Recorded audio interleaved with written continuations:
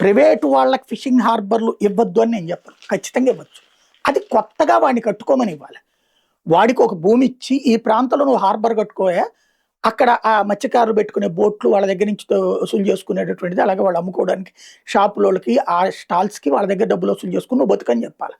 వాడు పెట్టుబడి పెట్టుకోవాలి. అట్లా కాకుండా ప్రభుత్వం కట్టించినటువంటి పోర్ట్లు, ప్రభుత్వపు సొమ్ముతో బ్యాంకులు అప్పు తీసుకొని కట్టించినటువంటి పోర్ట్లు ప్రైవేట్ వాళ్ళకి ఇచ్చేస్తాం. ప్రభుత్వ మెడికల్ కళాశాలలు ప్రభుత్వం అప్పు తీసుకుని కట్టించిన కళాశాలలు ప్రైవేట్ వాళ్ళకి ఇచ్చేస్తాం. ప్రభుత్వ అప్పుతో కట్టినటువంటి హార్బర్లు ప్రైవేట్కి ఇచ్చేస్తాం. అంటే అలా వందల కోట్ల రూపాయలు తీసుకెళ్ళి అప్పనంగా ఎవరికో కట్టబెట్టడమే కదా. దీనివల్ల ఒరిగేది ఏంటి? ఇప్పుడు కన్స్ట్రక్షన్ చేశాక మనం మెయింటెనెన్స్ని ప్రైవేట్ వాడితో చేపిస్తామంటే ఒక అర్థం ఉంది. లైక్ ఊడ్చే పనులు, తుడిచే పనులు ఇట్లాంటి. అంతే తప్పించి ఆదాయం ప్రభుత్వానికి సంపద సృష్టి అని చెప్తూ సంపద సృష్టికి అట్లాంటి ఆదాయ వనరులు సమకూరుతుంటే గత ప్రభుత్వం చేసిన దాంట్లో వచ్చే సంపాదనను తీసుకెళ్ళి మళ్ళీ ప్రైవేట్ వాడికి ఇచ్చుకోవాల్సిన అవసరం ఏంటి? ఇది ఆలోచించుకోవాల్సి